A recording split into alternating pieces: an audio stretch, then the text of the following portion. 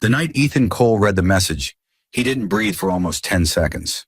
It was from his wife, Madison, the woman he'd loved through layoffs, miscarriages, and a mortgage he carried alone. He still believes they're his. "You're amazing, babe. Same hotel, 11 p.m. For a moment, he thought it was a prank, but her typing bubble appeared again, then vanished. The silence after that ping was louder than any scream. Upstairs, the woman he built his life around was tucking in the children he'd spent years calling his own. Downstairs, the man she betrayed was staring at the truth, printed in pixels, small enough to fit on a screen, powerful enough to destroy a family. He didn't shout. He didn't confront her. He just smiled. The kind of calm that only comes before a storm no one sees coming. Because Ethan wasn't the kind of man who sought revenge with rage. He sought it with evidence. But what kind of man keeps loving children who aren't his? What kind of woman risks everything for a secret she swore would never surface? And when the truth finally walked into court, who would end up losing more? The liar or the man she underestimated? Ethan set his phone on the table, the glow from the screen fading into the stillness of the room. The hum of the refrigerator filled the silence like a heartbeat. He rubbed his thumb across the edge of the phone, not sure if it was trembling or if his world simply had. Upstairs, Madison's voice floated faintly down the staircase. Soft laughter, a lullaby, the click of the bedroom lamp turning off. The sound stabbed and soothed all at once. He stood, walked to his office, and turned on the printer. The small mechanical whir broke the silence. A single sheet of paper slid out, carrying 8 words that had ended his marriage before dawn. He folded it twice. No rage, no panic, only precision. He slipped the paper into a beige envelope, labeled it Receipts, 2025, and placed it inside the bottom drawer of his filing cabinet. His hands were steady. His heart wasn't. At 7:15 the next morning, the world pretended nothing had happened. Sunlight poured into the kitchen. The smell of pancakes and butter filled the air. Madison wore his old Yale sweatshirt, the same one she used to wear when they first moved into this house. Her hair was still damp from the shower, her tone light, her eyes pretending peace. "Morning, babe," she said, humming. "Morning," he answered, smiling like a man rehearsing normalcy. She kissed his cheek as she packed lunchboxes. "You've got that meeting with Lydia today, right?" "Yeah," he said, watching her pour orange juice for the kids. "And you've got..." "What, errands?" Madison looked up quickly, eyes sharp for half a second before softening again. "Just grocery shopping. You know, boring stuff." "Right," he said, turning away before his expression betrayed him. He looked at his children, Ava and Caleb, both laughing over spilled syrup, both innocent, both glowing with the kind of love he had believed was built on truth. He felt the weight of that printed message burning through the drawer upstairs. He smiled at them anyway. "Finish up, little man," he said to Caleb. "Daddy's got to run soon." Later at the office, Ethan's calm turned clinical. His fingers typed slowly, deliberately.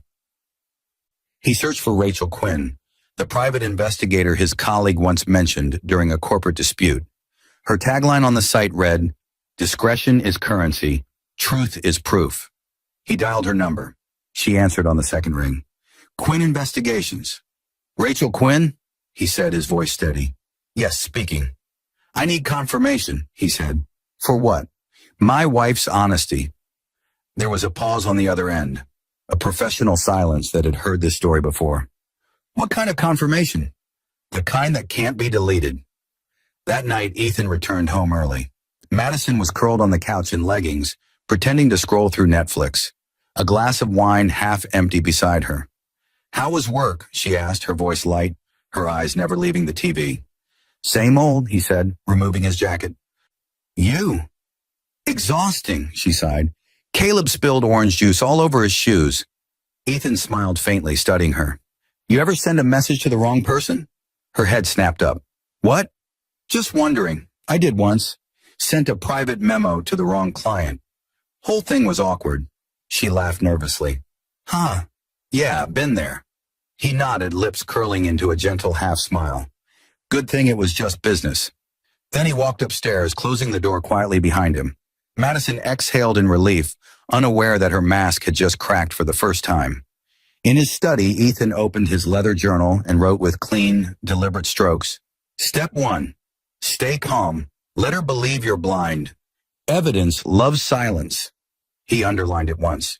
Then he looked out the window. His reflection split against the night. Madison moved past the kitchen light below, a shadow framed in gold. He whispered to himself, almost tenderly, kindness is the perfect disguise. Rain streaked across Ethan's windshield as he parked a block away from the old brick cafe where Rachel Quinn had agreed to meet. He waited a moment, watching people rush in and out of the warm yellow light inside. Strangers sharing laughter, stories, lies. He adjusted his tie in the rearview mirror, not to impress, but to steady himself. When he entered, Rachel was already there. Mid-40s, sharp eyes, a plain black coat, and an expression that didn't need small talk. Mr. Cole, she greeted, sliding a small notepad across the table. Tell me what you know. Ethan sat, folding his hands carefully. Enough to destroy my marriage. Not enough to win in court. Rachel's eyebrow arched slightly. So you're not here for closure? No, he said quietly. I'm here for proof. She studied him. Calm voice. No bitterness, no theatrics. Just clarity. Good, she said finally. Angry clients make mistakes. Calm ones win. She wrote down the essentials. Dates, possible locations, names. When she asked for the other man's name, Ethan hesitated. Then slowly, Derek Lane. He's a real estate developer. Married once. Wealthy. Too confident. Rachel nodded once. Any pattern? Ethan leaned back, recalling details he hadn't realized he'd been collecting. The sudden perfume that wasn't hers. The new necklace she said she found on sale. The weekend she claimed to visit her mother, but always turned off her phone after 10 p.m. Rachel tapped her pen against the table. I'll start there. Phone records, GPS logs, hotels. Do not confront her yet. You'll warn her and lose leverage. Ethan's voice barely rose above a whisper. Leverage is all I have left. 3 days later, an unmarked envelope arrived at his office. Inside were photographs. Clean, time-stamped, undeniable. Madison's silver sedan parked outside the Crescent Hotel, Derek's black SUV arriving minutes later. A shot of them in the lobby, too close for coincidence, too familiar for friends.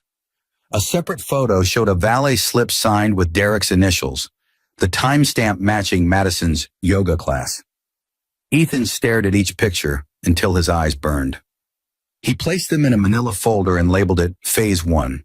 That night, Madison walked into the bedroom, humming, towel around her hair, pretending innocence as always. Long day, she asked. Productive, he replied without looking up from his laptop. She smiled faintly, relief flickering in her eyes. He caught it, that tiny flash of comfort that came from believing she was still safe. He smiled back. You deserve some rest. A week later, Rachel called again. I followed her credit card activity, she said flatly. Multiple dinners charged to Derek's company card. Jewelry purchase. Same pattern. And Ethan could hear her pause. And what? Private school tuition, paid from a trust under Lane Holdings, the same trust Derek uses for property investments. Ethan didn't speak for a full 10 seconds. When he did, his tone was surgical. So he's funding my family. Yes, Rachel said. You want me to keep going? Absolutely. I want him to pay for every cent, legally. That evening, Ethan sat alone in his office, staring at old photos. The family portrait from 3 years ago, Madison's smile pressed against his cheek, the children's laughter frozen in time. The innocence of it stung. He opened his journal again. Step 2, trace the money. Step 3, follow the silence. He underlined silence, twice. The next day, he scheduled a meeting with Claire Bennett, a forensic accountant. Her office smelled of coffee and data, spreadsheets glowing on every screen. She greeted him with brisk warmth. Rachel sent your file. You're looking for financial irregularities tied to your spouse's account? Yes, Ethan said, and anything that ties to Derek Lane's holdings. Within minutes, Claire pulled up linked transactions, identical dollar amounts from different accounts. The kind that looked innocent until you layered the timeline. See this? She said, zooming in. These recurring payments match the tuition dates for your kid's school. Explain, he said quietly. They're being paid by someone who isn't you. It's masked through a vendor account, but the source is Lane Holdings LLC. Ethan stared at the screen, the numbers forming a pattern of betrayal clearer than any photograph. Claire leaned back. You've got enough for legal discovery, but I'd advise patience. Let the transactions build. The bigger the timeline, the stronger the case. Patience, Ethan murmured. That's the one thing she taught me well. That night, Madison came home late again. Her perfume hit before the door closed. She tried to tiptoe upstairs, but Ethan was waiting at the kitchen counter, laptop open. He didn't look up. You're home late. She froze mid-step. Traffic. Right, he said, closing the laptop. You should get some rest. You look tired. Her eyes darted toward him, studying his calm, but his expression was unreadable. She smiled awkwardly and went upstairs. Ethan listened to the sound of her footsteps fading down the hall, each one echoing like a countdown. He opened his drawer, took out the envelope marked Phase 1, and slid it into a larger folder now labeled Phase 2. Finance. His handwriting was neat, deliberate. He whispered into the quiet kitchen. She thinks I'm broken. She has no idea I'm building her ending. Outside, rain started again, gentle against the windows. The same rhythm it had the night he first read that text. Only this time, he wasn't staring at a screen in disbelief. He was documenting a case.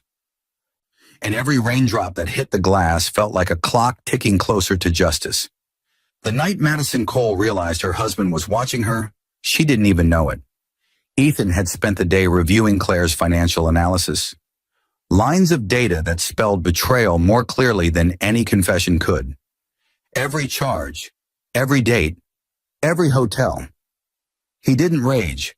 He organized, printed statements, labeled folders, evidence photographs, arranged in perfect chronological order. Each one a story of how kindness had been mistaken for blindness. By evening, the sky outside his office had turned violet, city lights blinking through the glass. He closed the folder, placed it neatly on the dining table, and began to cook dinner. Steak, mashed potatoes. The same meal he used to make when they were broke but happy. When Madison walked in, she stopped mid-step, surprised by the sight of candles. Her lipstick was new. Her perfume wasn't the one he'd bought her. Wow, she said, trying to sound playful. What's all this? Ethan smiled softly. Dinner. We haven't had one in a while, have we? Madison hesitated, then laughed. Nervous, guilty laughter masked his charm. You're right. It's been hectic lately. He poured her wine, sat across from her, and began to eat quietly. The silence between them wasn't awkward. It was deliberate. Every second of it was a mirror. So, he began gently, how's your mom doing? Madison's fork paused midair. She's fine. Why? Just curious, he said. You mentioned you'd visit her last Saturday. I called to say hi, but she said she hasn't seen you in weeks. Her hand froze. The sound of her fork touching the plate was louder than it should have been. She blinked, recovered, smiled. Oh, she probably forgot. You know how she is. Sure, he said softly. She forgets a lot. He sipped his wine, eyes calm, studying her like a man who already knew the ending. Madison's phone vibrated on the table. She flipped its screen down, too quickly. Work? He asked, still smiling. She hesitated. Just Nora, probably about the fundraiser. Right, he said. Nora's always punctual. She forced a laugh. What's that supposed to mean? Nothing, he said. Just conversation. Halfway through dinner, Ethan stood and walked to his study. Stay there, he said gently. I've got something to show you. Madison's throat tightened. When he returned, he was holding a folder. Plain, harmless looking. He placed it on the table, slid it toward her. Open it, he said. Her fingers trembled slightly as she lifted the flap. Inside, photos, receipts, credit card statements, hotel timestamps, and one printed text message. He still believes they're his. You're amazing, babe. Same hotel, 11 p.m. Madison's lips parted, a soundless gasp. The room shrank. Her eyes darted up to meet his, searching for fury, but there was none, only stillness.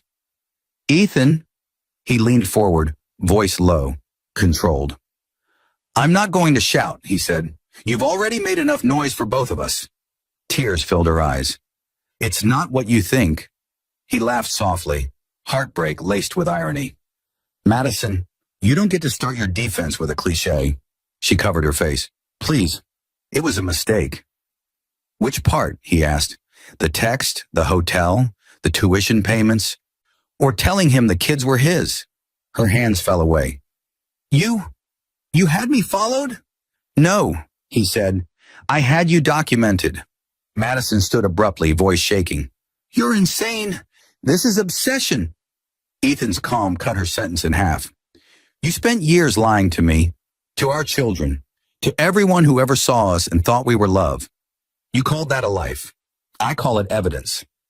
She stared at him, silent now. He stood, collecting the folder, placing it back under his arm. I'm not here to hurt you, Madison, he said quietly. I'm here to make sure you can't hurt anyone else again. She tried to reach for him, sobbing. Ethan, please. He stepped back. Save your tears. You'll need them for court. Then he walked out, leaving her at the table, the candle still burning, the wine untouched, and the truth sitting naked between them. Upstairs, Ethan leaned against the hallway wall, closing his eyes. His heartbeat was calm, not because he felt nothing, but because he had finally chosen the kind of silence that wins. He opened his phone, typed one line in his notes app. Step 4, confront without explosion. Let guilt do the shouting. Then he deleted the folder's photo from his device, not because he was done with it, but because it already lived where it mattered most, in his lawyer's email. And downstairs, the woman who had thought she'd outsmarted kindness finally realized she had been living with strategy disguised as love. Morning light spilled through the blinds in narrow bars. Ethan stood in front of the mirror, buttoning his shirt with movements that felt automatic. He'd learned that calm wasn't peace, it was armor. Across the house, Madison hummed while packing the kids' lunches, the same melody she used when she wanted life to feel normal. He watched her reflection in the hallway mirror. Everything about her looked familiar except her eyes. They were constantly calculating distance. Coffee? She asked, voice sweet, cautious. He nodded, took the cup, and smiled. Thanks. To anyone watching, they looked like love. To him, it felt like evidence in disguise. 2 days after the confrontation, Ethan met Jordan Reeves, his attorney, in a quiet downtown office that smelled of paper and ambition. Jordan flipped through the folders. Photos, receipts, bank transfers, Rachel Quinn's reports. This is solid, he said. But to build an airtight case, we'll need biological proof for the custody motion. Ethan's hand didn't tremble. DNA. Jordan nodded. You're ready for that? Ethan looked out the window, the city below moving like it hadn't heard his world collapse. She said he believes they're his. Let's find out who she meant. The following week, Dr. Lawson, a discreet DNA specialist, conducted the tests under court authorization. Madison thought it was a routine update for the kids' medical records. She signed the consent form with a distracted smile, scrolling through her phone. Ethan stood quietly beside her, helping Ava unwrap a lollipop. The room smelled of disinfectant and truth. Dr. Lawson met him alone later that week. Mr. Cole, he said, laying 2 envelopes on the table. The results are conclusive. You're not the biological father. Ethan stared at the envelopes. Small, thin, yet heavy enough to end a lineage. He slid them into his briefcase without opening them. Thank you, doctor. Outside, he stood by his car for several minutes, feeling the ground tilt beneath him, not from shock, but from clarity. That night, Madison was folding laundry when the front door opened. Ethan walked in, calm as ever, carrying 2 envelopes and a white folder. Long day? She asked. He set the folder on the table. Productive. What's that? Paperwork. She laughed softly. Work never ends with you. He smiled. It's about to. He didn't explain further. He just kissed the kids goodnight, then walked into his study and locked the door. Inside, he emailed Jordan Reeves one sentence. Proceed with filing, full custody, asset freeze, paternity proof attached. Then he attached scanned copies of the DNA results. The next morning, Madison woke to a knock at the door. A process server in a navy jacket stood on the porch, holding an envelope. Mrs. Cole? Yes? You've been served. Her hands shook as she tore it open. The words petition for dissolution of marriage printed in bold across the top. Attached, motion for custody, motion to freeze assets, notice of paternity determination. She stumbled backward, eyes darting across the pages, her heartbeat drowning the quiet. Ethan, she shouted, running to the living room. He was sitting calmly on the couch, tying his shoes.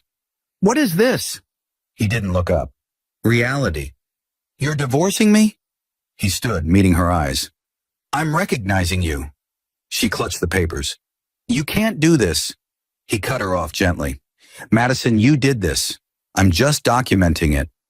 By afternoon, social ripples began. Lydia Park, Ethan's sister, removed Madison from the family group chat.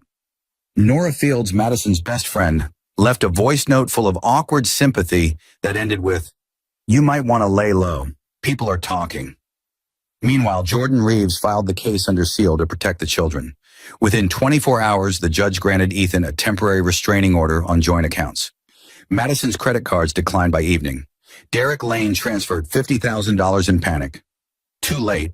The court had already flagged the transaction. That night, Ethan sat at his desk, alone with his thoughts in the faint hum of the city. He opened his journal. Step 5. Expose the truth legally. Let paper, not anger, do the damage. He underlined the sentence once. Then he wrote another line beneath it. Step 6. Be kind to the children. They didn't lie. They were lied to. He closed the notebook, exhaled, and looked toward the hallway where Ava's laughter drifted through the door. For the first time in months, he felt something close to peace. Not because the pain was gone, but because the truth finally had a witness that mattered. The law.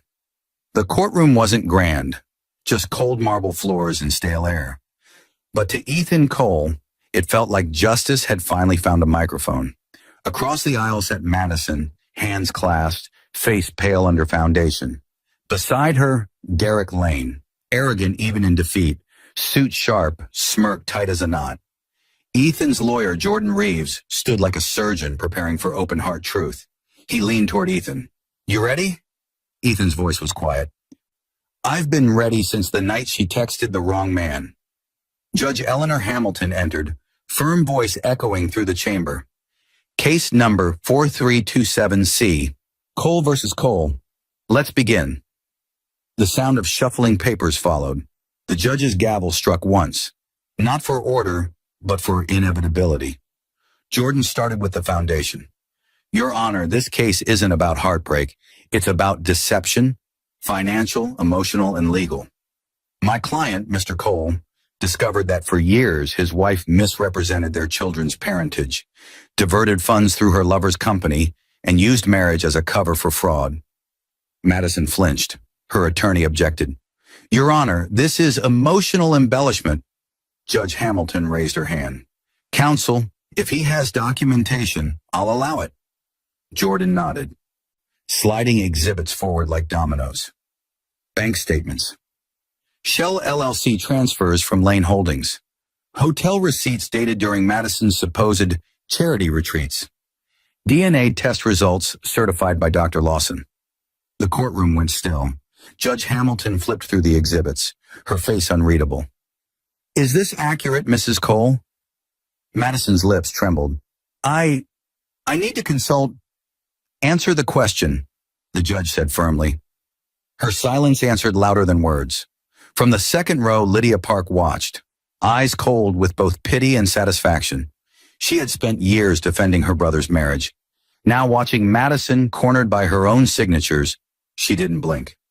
Rachel Quinn, the private investigator, took the stand next. Her voice was clinical, detached. I observed multiple meetings between Mrs. Cole and Mr. Lane at the Crescent Hotel. I documented 6 visits within a 30-day period. Receipts and valet slips corroborate these observations. Jordan's next question cut like glass. Were the children present during any of these visits? Rachel shook her head. No, sir. Each meeting was private and late night. When Claire Bennett, the forensic accountant, testified, Derek shifted in his seat. She presented digital records tracing over $120,000 in disguised payments. Tuition fees, luxury purchases, even a private spa membership listed under vendor entertainment. Jordan turned to Derek. Mr. Lane, care to explain why your company paid for another man's children's school tuition? Derek's jaw tightened. That's a private matter. Jordan smiled faintly. It was, until you made it public with corporate funds. A murmur rippled through the courtroom. Even Madison's attorney looked uneasy. During recess, Madison cornered Ethan near the hallway. Her voice was low, trembling. You're destroying me. He looked at her calm. No, I'm documenting you. She blinked, tears forming. You think you'll win everything? He leaned closer, voice steady. No, Madison, I don't want everything. Just the truth. The rest collapses on its own. She tried to reach for his hand, but he stepped back, walking away as the bailiff called court back to order. That afternoon, Nora Fields, Madison's former best friend, was called to testify. She shifted nervously under oath. I just know she was seeing him. Madison told me once she didn't love Ethan anymore, that Derek made her feel alive. She said Ethan would never find out because he was too decent to look. The words landed like bullets in silence. Ethan didn't react. His restraint spoke louder than any anger could. Judge Hamilton folded her hands, looking at Madison. You built a lie, Mrs. Cole. You built it with his kindness. That's not just infidelity. That's exploitation. Madison broke down in sobs, whispering, I made a mistake. The judge's tone softened slightly. Mistakes end with apologies, not offshore transfers. By the end of the day, Judge Hamilton ruled on temporary orders. Ethan retained full custody of Ava and Caleb until the final judgment. Madison's accounts frozen. Derek Lane placed under audit for misuse of corporate funds. Media gag lifted for factual public reporting. The gavel struck once more. Court adjourned until final ruling. The sound echoed like a door closing on an era. Outside the courthouse, reporters swarmed the steps. Cameras flashed. Voices shouted questions. Ethan walked past them in silence, his expression calm. No triumph, no hate. Behind him, Madison tried to cover her face with her handbag, while Derek barked at the press. This is personal. But the truth was already public. One journalist shouted, Mr. Cole, any comment on the verdict? Ethan paused, turned slightly toward the cameras, and said quietly, No comment. The evidence speaks for itself. Then he walked to his car, the envelope of legal orders tucked under his arm. Rain began to fall. Again, as if the sky was cleaning the world he'd just burned down.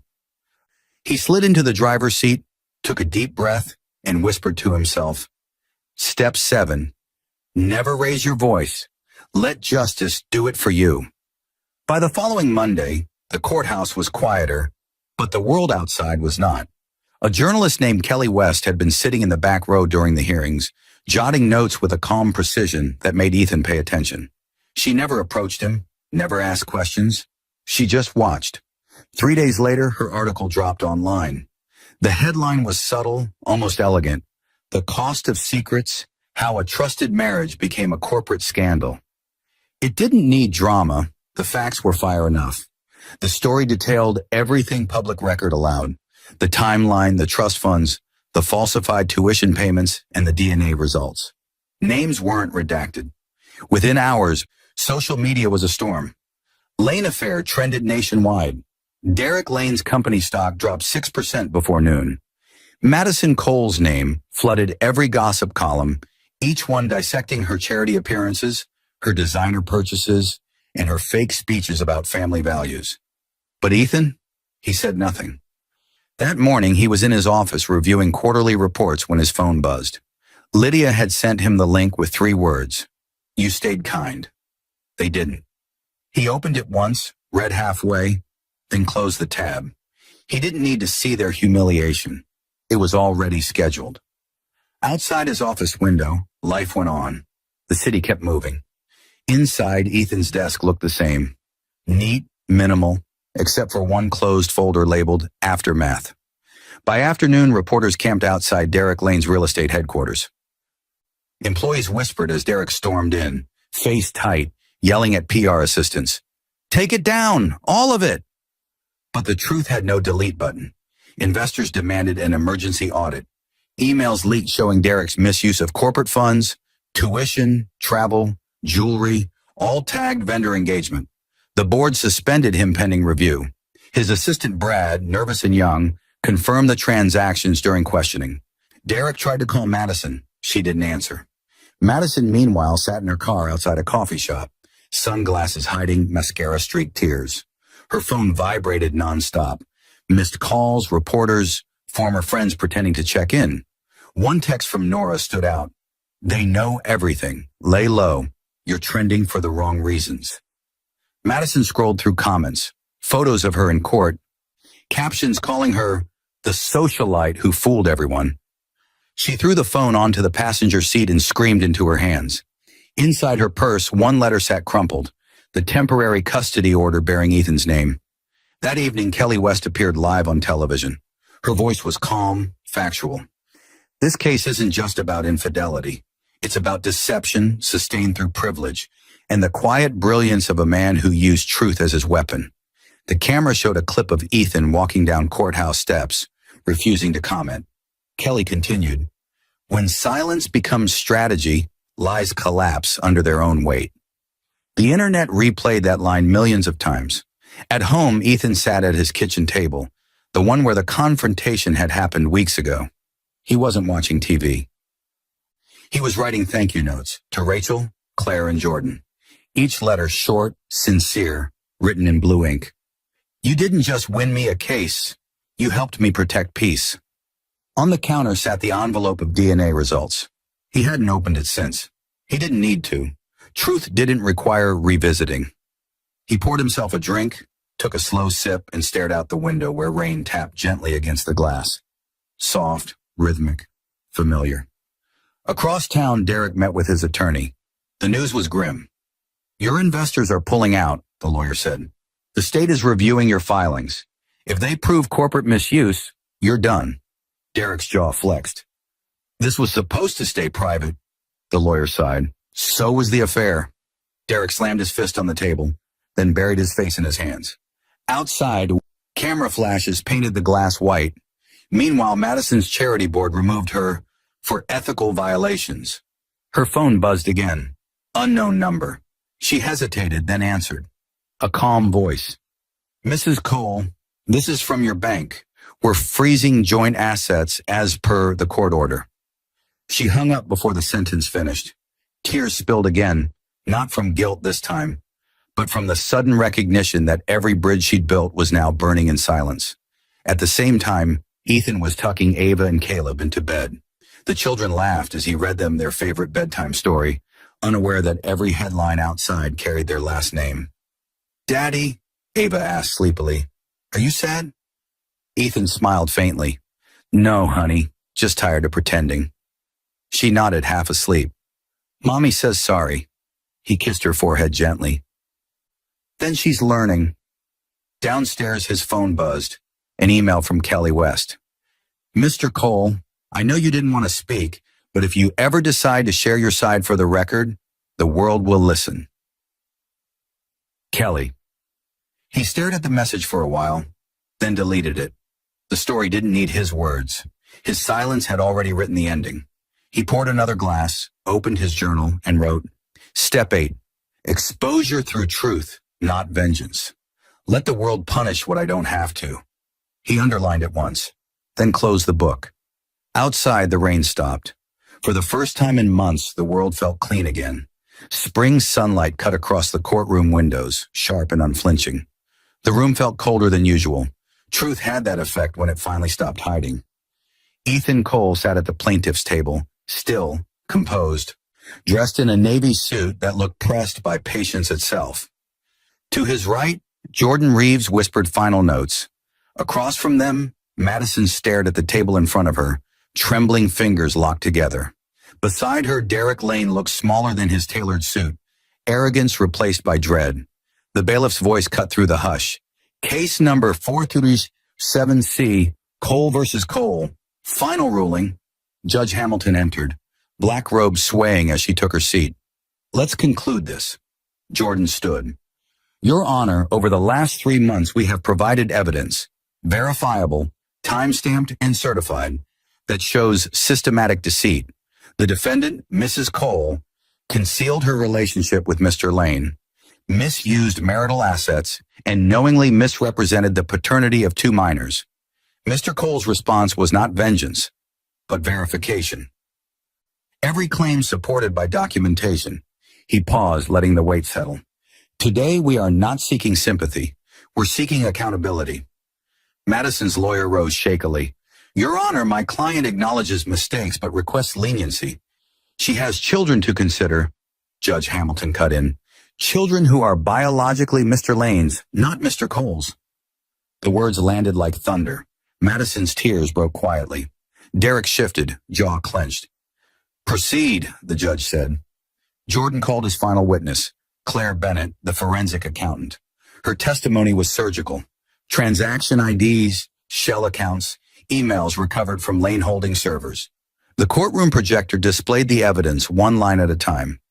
Each transfer, Claire said, tapping her laser pointer, originated from Mr. Lane's corporate account, funneled into a private joint card Mrs. Cole managed. Over $137,000 in combined unauthorized expenditures. Judge Hamilton leaned back, eyes steady. Mr. Lane, do you dispute these figures? Derek's voice cracked for the first time. No, Your Honor. Do you understand that misrepresenting company funds constitutes corporate fraud under state law? He swallowed. Yes. Then this court recommends immediate review by financial authorities. The gavel struck once, soft but final. Ethan didn't smile. He didn't blink. His silence was discipline, not detachment. When Madison was called to testify, she stood like someone half awake. Her voice trembled. I never meant to hurt him.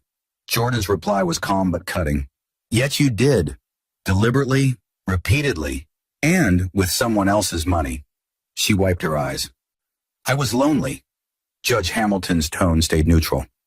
Mrs. Cole, loneliness doesn't transfer ownership of truth.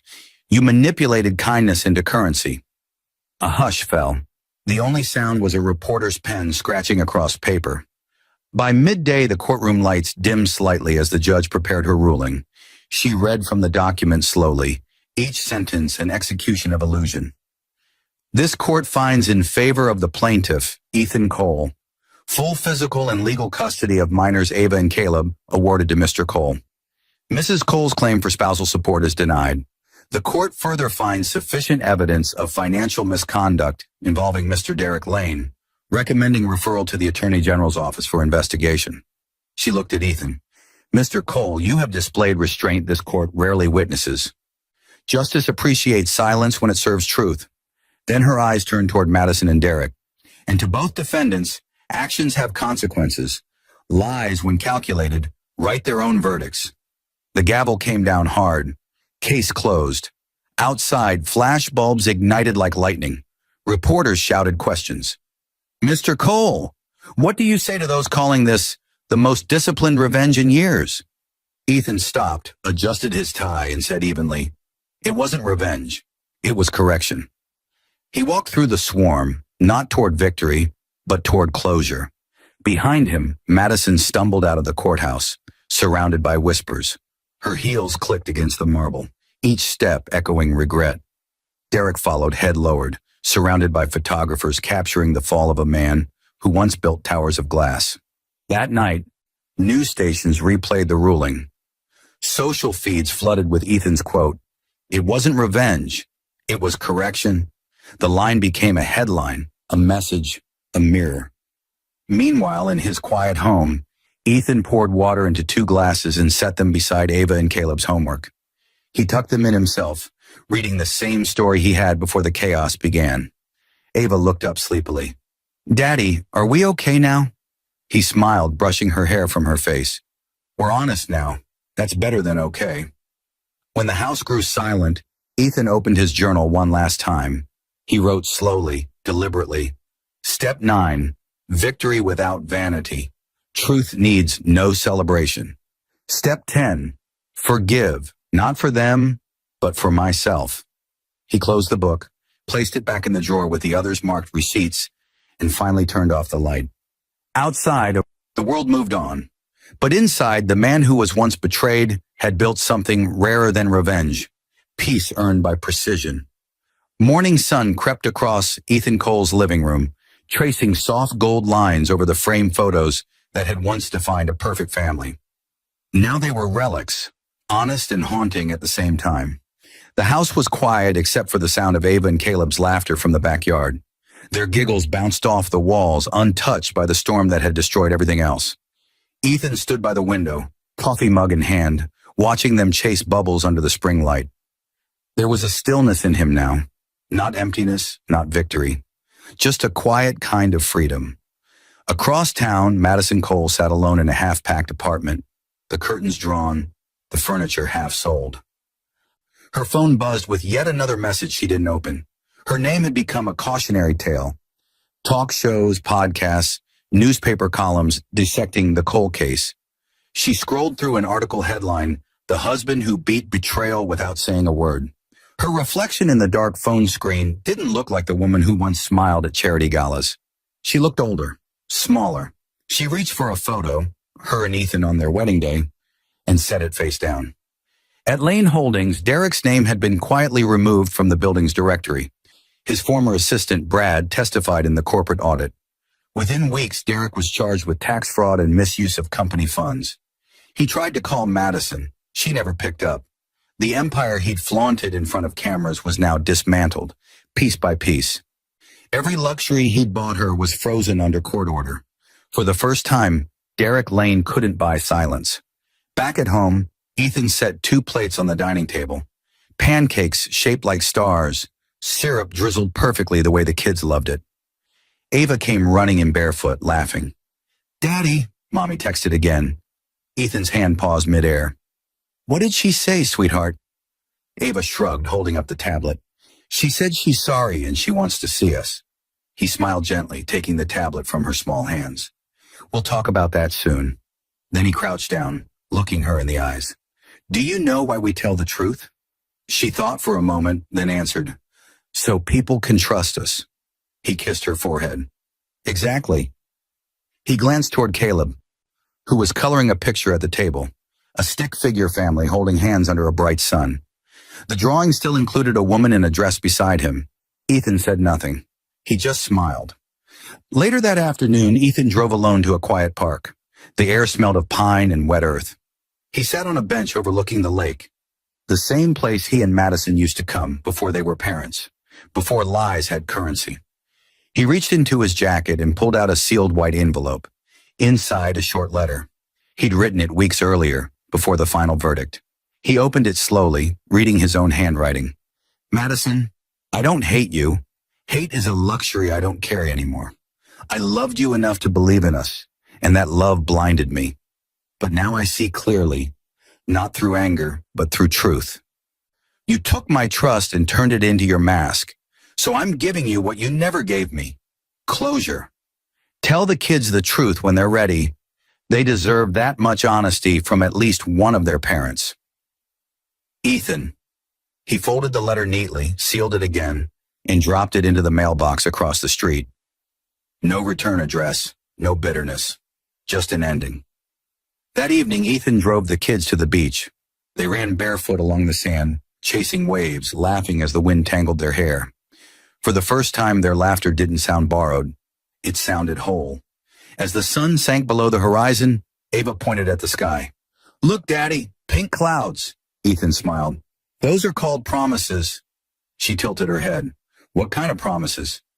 He looked at her, his voice soft but certain. "The kind that never need to be proven." Later that night, after tucking them into bed, Ethan sat at his desk and opened his leather-bound journal one final time. He turned to the last page, wrote slowly, and let the ink dry before closing it forever.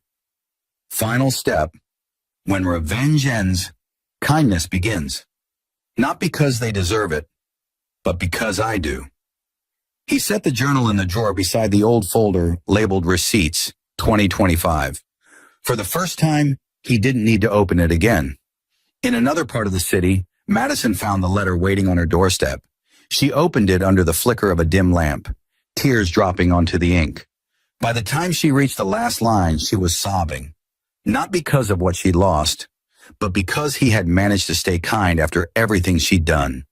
That kindness, more than any verdict, was the punishment she couldn't escape. Days later, Kelly West published one last follow-up article. He didn't ruin them. He let truth do it. In a world obsessed with revenge, Ethan Cole proved that silence can be louder than destruction. It went viral again, but this time Ethan didn't notice. He was too busy living. He'd lost everything false and gained everything real. Because sometimes the cruelest revenge is forgiveness that never looks back.